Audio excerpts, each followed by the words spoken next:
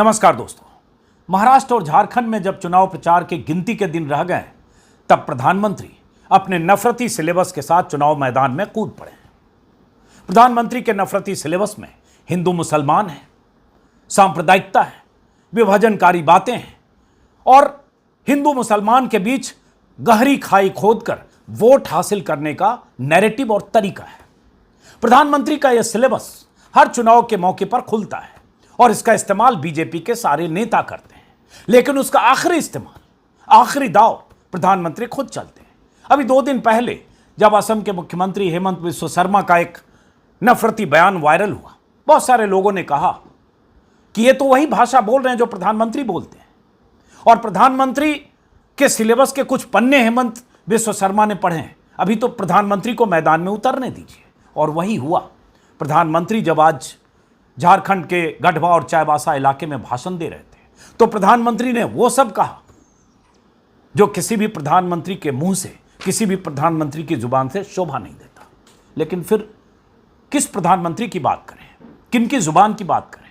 उस प्रधानमंत्री की जो प्रधानमंत्री लोकसभा चुनाव के दौरान मुसलमानों को घुसपैठिया और ज्यादा बच्चा पैदा करने वाली जमात कहकर यह कह चुके थे, बांसवाड़ा से लेकर बनासकांठा तक, कि अगर कांग्रेस की सरकार बनी, अगर इंडिया गठबंधन की सरकार बनी तो आपके जेवर छीनकर, आपके मंगलसूत्र छीनकर, आपके गहने छीनकर और आखिर में यहां तक आ गए कि आपकी भैंस छीनकर मुसलमानों को दे देंगे, घुसपैठियों को दे देंगे। आपके पास अगर 2 मकान है तो 1 मकान छीन लेंगे, आपके पास 2 बाइक है तो 1 बाइक छीन लेंगे। यहां तक कह चुके थे प्रधानमंत्री। लेकिन बीच में एक हरियाणा का चुनाव हुआ। हरियाणा चुनाव के पहले बीजेपी की धड़कन बढ़ी थी। बीजेपी नेताओं को अंदेशा था कि हरियाणा में बीजेपी इस बार सत्ता से बाहर हो सकती है और यही अंदेशा, यही डर था कि हरियाणा का चुनाव जो हर बार बीते 15 सालों से महाराष्ट्र के साथ होता है, इस बार महाराष्ट्र से अलग कराया गया। लेकिन हरियाणा में बाजी पलटी, बीजेपी के पक्ष में नतीजे आए। कैसे आए उस पर 100 सवाल है। लेकिन हरियाणा का डर था, हरियाणा में हार का डर था और हरियाणा एक टेस्ट केस था। इसलिए हरियाणा में प्रधानमंत्री ने सभाएं भी कम की, कुल 4, और उस तरह से अपने नफरती एजेंडे को या नफरती सिलेबस के पन्ने नहीं पलटे। लेकिन अब महाराष्ट्र और झारखंड में आज जो प्रधानमंत्री ने कहा उसे सुनना जरूरी है। सुनिए और समझिए कि एक प्रधानमंत्री जिसने 10 साल से ज्यादा इस देश पर राज किया हो, बीजेपी जिसकी सरकार झारखंड में 24 साल हुए उस राज्य के गठन के, 24 साल में 15 साल वहां बीजेपी सत्ता में रही है। 5 मुख्यमंत्री बीजेपी के झारखंड में रहे।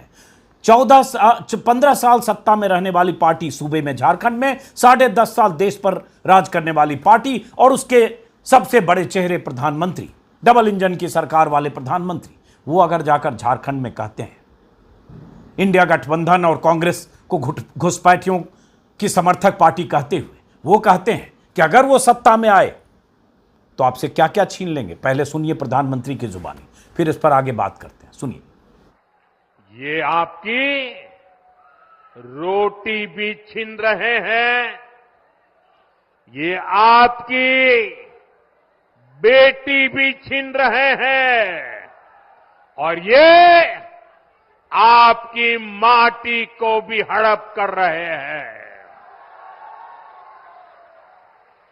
अगर जेएमएम, कांग्रेस, आरजेडी की यही कुनीति जारी रही तो झारखंड में आदिवासी समाज का दायरा सिकुड़ जाएगा। ये आदिवासी समाज और देश की सुरक्षा दोनों के लिए बड़ा खतरा है। प्रधानमंत्री ने कहा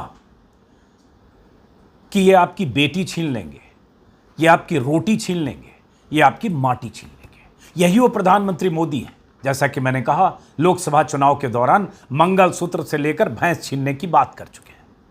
और तब जब उनकी बहुत आलोचना हुई तो उन्होंने एक इंटरव्यू में, बल्कि कुछ और चैनल, 3-4 चैनलों के इंटरव्यू में यह भी कहा गया था, हम हिंदू मुसलमान वाली बात नहीं करते। वो प्रधानमंत्री जो पूरी बेशर्मी से चुनाव के दौरान उस तरह की भाषा का इस्तेमाल करते रहे, देश की एक बड़ी जमात को सीधे सीधे घुसपैठिए और ज्यादा बच्चा पैदा करने वाली जमात कहते रहे, वो प्रधानमंत्री अब फिर चुनाव मैदान में जब उतरे हैं तो कह रहे हैं वो आपकी बेटी छीन लेंगे, रोटी छीन लेंगे, आपकी माटी छीन लेंगे और घुसपैठियों को दे देंगे और इस घुसपैठिए गठबंधन को उखाड़ फेंकना है।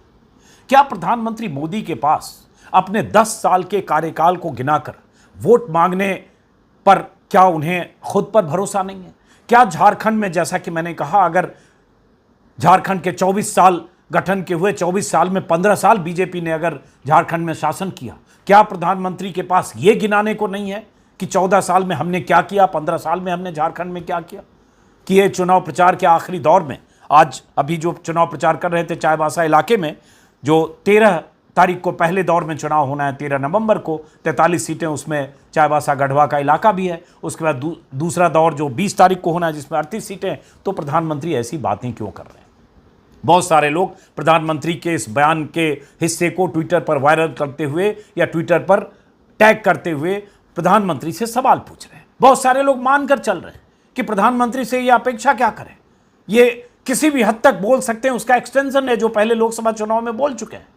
बहुत सारे सीनियर जर्नलिस्ट बहुत कुछ लिख रहे हैं, जैसे मैं राहुल देव एक सीनियर जर्नलिस्ट हैं, एडिटर रहे जनसत्ता का, उनका ट्वीट मैं पढ़ना चाहूंगा खास तौर से। प्रधानमंत्री मोदी डराते भी रहे पर्व त्योहार का जिक्र करते हुए कि पत्थरबाजी जब होने लगे तीज त्योहारों पर, जब मूर्ति के विसर्जन पर इस तरह से पत्थरबाजी होने लगे और एक तरह से धार्मिक ध्रुवीकरण कहें या हिंदुत्व के एजेंडे को, कट्टर हिंदुत्व के एजेंडे को आगे बढ़ाते हुए लोगों को डराने की बात करते रहे। जब उन्होंने कहा तीज त्योहारों पर पत्थरबाजी, माता दुर्गा को रोक दिया जाए और इस तरह की सरस्वती वंदना पर रोक, इस तरह की बहुत बातें प्रधानमंत्री मोदी करते रहे। लेकिन बेटी रोटी छीनने की बात पर राहुल देव ने लिखा, बहुत सारे लोगों ने लिखा, मैं कुछ हिस्सा राहुल देव का बताना चाहता हूं। राहुल देव ने लिखा ट्विटर पर, विश्वगुरु भारत के सबसे बड़े उद्घोषक की सुसंस्कृत भाषा है, महान ज्ञानपूर्ण विचार है। यह विश्व के सबसे बड़े लोकतंत्र के प्रधान विभाजक, प्रधान द्वेष प्रचारक बोल रहे हैं। बहुत पहले टाइम मैगजीन की कवर स्टोरी आई थी, डिवाइडर इन चीफ, और प्रधानमंत्री मोदी के भाषण, बीजेपी की शैली, बीजेपी का तरीका, डिवाइड एंड रूल वाली पॉलिसी, बांटो और राज करो वाला रवैया, हिंदू मुसलमान के बीच कैसे नफरत की खाई चौड़ी करो, कैसे देश में पोलराइज करो, इस पर जबरदस्त कवर स्टोरी थी डिवाइडर इन चीफ। उसी तरह की शब्दावली का इस्तेमाल करते हुए राहुल देव ने लिखा है, लोकतंत्र के प्रधान विभाजक, प्रधान द्वेष प्रचारक बोल रहे हैं। और हाल के दिनों में अगर आप देखें तो बटेंगे तो कटेंगे जैसे नारे और उस तरह से नैरेटिव को और धार देने की कोशिश, क्योंकि 2 राज्यों में चुनाव के साथ साथ यूपी में उपचुनाव भी है। राहुल देव ने और लिखा कि श्रीमान मोदी जी, आप शायद उसी भारत के प्रधानमंत्री भी हैं जिसके हिंदुओं को, मुसलमानों और अन्य अल्पसंख्यकों के विरुद्ध भड़काकर वोट बटोरने के अभियान पर निकले हैं। भले ही हर चुनाव में लोकसभा और विधानसभा आप अपना संवैधानिक पद और उसकी मर्यादा भूल जाते हो। हाँ, यही सवाल है। संविधान की शपथ लेकर देश की सबसे बड़ी सत्ता के शीर्ष पर बैठा व्यक्ति अगर वो इस तरह की बात करे और कर चुका हो पहले, कोई सोच सकता है कि प्रधानमंत्री कहे कि वो आपकी बेटी छीन लेंगे, आपकी रोटी छीन लेंगे, आपकी माटी छीन लेंगे? क्या कोई सरकार बेटी और रोटी छीनती है? क्या कोई सरकार मंगलसूत्र छीनती है? क्या कोई सरकार आने पर भैंस खोल लेगी? क्या सरकार कोई आकर आपकी बाइक छीन लेगी? क्या सरकार आकर आपके गहने ले लेगी? क्या सरकार आकर लॉकर से आपके जेवरात निकाल लेगी? लेकिन ये सब मोदी कहते रहे, आज उसी का एक्सटेंशन है। राहुल देव ने आगे कहा है, लिखा है, प्रधानमंत्री के नाते हमारी आपसे अपेक्षा है कि अगर आपके देशवासियों की रोटी छीनी जा रही है, बेटियां छीनी जा रही है, जमीन छीनी जा रही है, तो उसके सारे तथ्यों, मात्रा, स्थान, दोषियों की सिर्फ हवाई चर्चा न करें, पूरे तथ्य के साथ सामने रखें और बताएं कि आपकी सरकार क्या करने जा रही है। बहुत अहम बात चूंकि उन्होंने लिखी, इसलिए मैंने उनके लिखे को यहां जानबूझकर सामने रख रहा हूं कि अगर देश का प्रधानमंत्री ये कहता है कि आपकी बेटी वो छीन लेंगे, आपकी रोटी छीन लेंगे, आपकी माटी छीन लेंगे, तो भाई उनकी सरकार जो छीन लेंगे, जेएमएम, उनकी सरकार 5 साल से है जेएमएम की, तो 5 साल से केंद्र में जो 10 साल से वैसे हो गए बीजेपी की सरकार है, सारी एजेंसियां उनके पास है। तो ये डेटा देना कि 5 साल में कितनी बेटी, कितनी रोटी और कितनी माटी छीन ली जेएमएम ने, या इसके पहले जब जेएमएम की सरकार रही तो कितनी बार क्या चीज छीन लिया गया। यही राहुल देव कह रहे हैं कि आप तथ्य लेकर आइए, अमित शाह गृह मंत्री हैं, सारी मशीनरी आपके पास है, आप सामने रख दीजिए कि ये छीन लिया जेएमएम या इंडिया गठबंधन ने, इतनी जमीनें छीन ली। राहुल देव ने आगे लिखा, पिछले 10 साल में क्या किया है, 10 सालों में इतने अपराध किए जा रहे हैं, तो आपकी सरकार क्या कर रही है? आपके पास जांच और अध्ययन की सारी एजेंसियां हैं। हमें विश्वास है कि आपने इतनी गंभीर मामलों में हर कौन से गहराई से जांच करवाई होगी, तथ्य प्राप्त किए होंगे। जब आप इतने चिंतित होकर लोगों को इन खतरों के बारे में बता रहे हैं, तो कृपया यह भी बताएं कि तथ्य देश के सामने आप कब रखेंगे और अब तक क्यों नहीं रखा। ये बात सही है। प्रधानमंत्री को अगली सभा में यह तथ्य सामने रखना चाहिए कि बकौल प्रधानमंत्री, देश के मुखिया के नाते हमारी एजेंसी ने यह बताया है कि यह बेटी रोटी और माटी इंडिया गठबंधन या जेएमएम की सरकार ने छीन लिया है। और सबसे बड़ी बात, यह छीन लिया तो फिर केंद्र सरकार की एजेंसियां क्या कर रही थी, यह तो बताना चाहिए।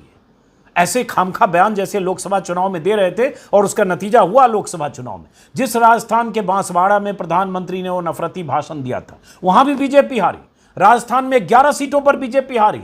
जिस यूपी में सबसे अधिक सांप्रदायिक ध्रुवीकरण की कोशिश हुई, जिस यूपी में अयोध्या में राम मंदिर के नाम पर नैरेटिव बनाने की कोशिश हुई, जिस यूपी में 80-20 जैसे नारे लगे, जिस यूपी में धार्मिक लाइन पर हिंदुत्व के एजेंडे को बढ़ाने के लिए हर तरह की चालें चली गई, उस यूपी में बीजेपी 43 सीटों पर हारी और 43 सीटें इंडिया गठबंधन को मिली और बीजेपी 272 के आंकड़े से 40 सीटें नीचे रह गई, 32 सीटें माफ करिए, 32 सीटें नीचे रह गई। वही झटका था कि हरियाणा चुनाव में प्रधानमंत्री ने नफरती नैरेटिव के सिलेबस को अपने पास रखा, उस तरह से चुनाव प्रचार में उसका इस्तेमाल नहीं किया। अब वापस अपनी पर आ गए। जो मूल रंग है, जो असली चेहरा है, वो लेकर प्रधानमंत्री आए। और जब प्रधानमंत्री वो सिलेबस लेकर मैदान में आ गए, तो उम्मीद करिए कि अगले कुछ दिनों में गिरिराज सिंह और जो बाकी नेता है वो सब क्या क्या बोलेंगे। क्योंकि हेमंत बिस्व शर्मा अपने दम पर अपने तय नहीं बोल रहे हैं। हेमंत बिस्व शर्मा जो बोल रहे हैं, ये अप्रूवल है। इसलिए कल या परसों कुछ लोग कह रहे थे क्या कार्रवाई करेगा चुनाव आयोग, हेमंत बिस्वा ने ऐसा बयान दिया, जहरीला बयान दिया। बात ये कैसे कार्रवाई करेगा, क्योंकि जो ऊपर से लाइन खींची गई, उसी लाइन के हिसाब से उसी सिलेबस के कुछ पन्ने हेमंत बिस्वा ने पलटे हैं, जो सिलेबस लेकर आज खुद प्रधानमंत्री मोदी झारखंड के चुनाव में गए। और अभी वक्त बाकी है। अभी आखिरी दौर के चुनाव से पहले 14 दिन का प्रचार है। महाराष्ट्र में 20 तारीख को चुनाव है, 18 तारीख की शाम तक 5 बजे तक चुनाव प्रचार होगा। अभी बहुत कुछ होना बाकी है। बहरहाल राहुल देव ने यह भी कहा कि कहां किसकी बेटी छीनी गई, रोटी और जमीन हड़प गई, इस पर क्या कार्रवाई आपकी महान सत्यवादी सरकार ने की है। अत्यंत महत्वपूर्ण बातों पर आप एक विस्तृत रिपोर्ट और श्वेत पत्र कब जारी करेंगे, कब सार्वजनिक करेंगे। बहुत बड़ी बात, ये करेंगे नहीं, क्योंकि ऐसा कुछ है नहीं।